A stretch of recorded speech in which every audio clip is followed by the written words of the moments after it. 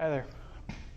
Making this video to hopefully help out more than one person with how to check their timing and to set their timing on any 4.6 or 5.4 liter 2 valve, 3 valve, or 4 valve.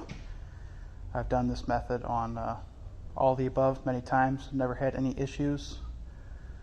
So I'm gonna jump right into it. So first, to check your timing, the easiest way, and not rotating your engine over 100 times and possibly still not being sure.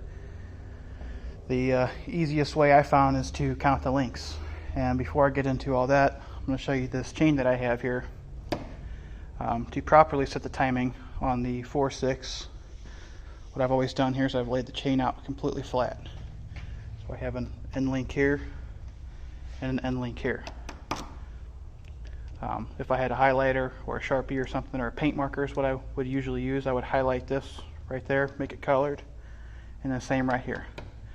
Those are going to be the marks. When you time this engine, that are going to be on your timing mark right there and right there. Now if you count it on a 4.6 liter, there is going to be 29 links starting right here. This is going to be 1, and you're going to count all the way down, and this will be 29. And then it's going to be the same way in the reverse side. You could start here with 1, count all the way down, and your very last link is going to be 29. So what I'm saying here is, if you start right here with this chain still in the motor, you go 1, 2, 3, 4, 5 all the way to 29. 29 is going to be right here.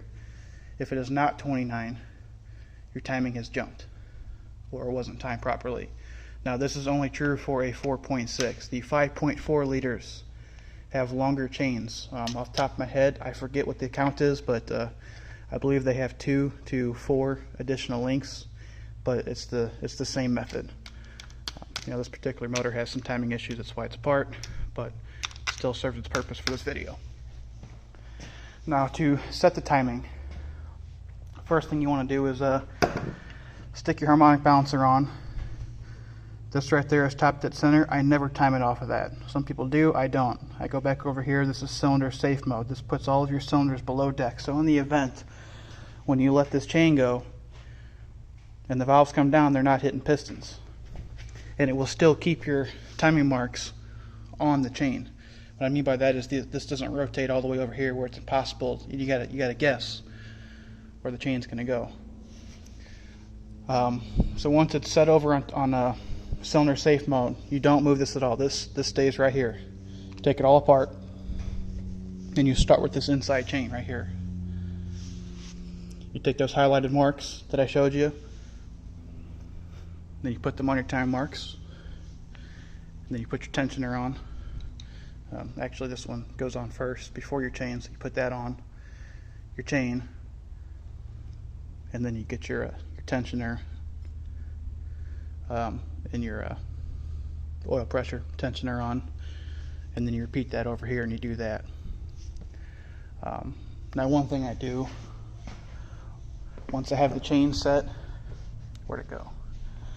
I'll take a flathead screwdriver once it's set, and I'll actually kind of pry up in here a little bit and try and get all the looseness out of that chain. You can twist this a little bit, just a hair, to get the tension over here, and pry that over. I also put assembly lube in right there. Now before I crank anything up and try and start it, I'll spin this over a few times. And mind you, once you spin it over, the marks that you made, they're not ever going to line back up again. So if you want to check your timing, count your links. Once this motor spins, any marks that you had on the chain are now irrelevant. They don't matter. Make new ones. Anyways, I hope that helped. This engine's going in this car. This motor's toast. I bought it a couple weeks ago, just now getting into it. All the rocker arms fell off. See, the cam journals are being wore out, so that engine's getting some new timing, oil pump, and then it's going in here. I hope that helped. Thank you.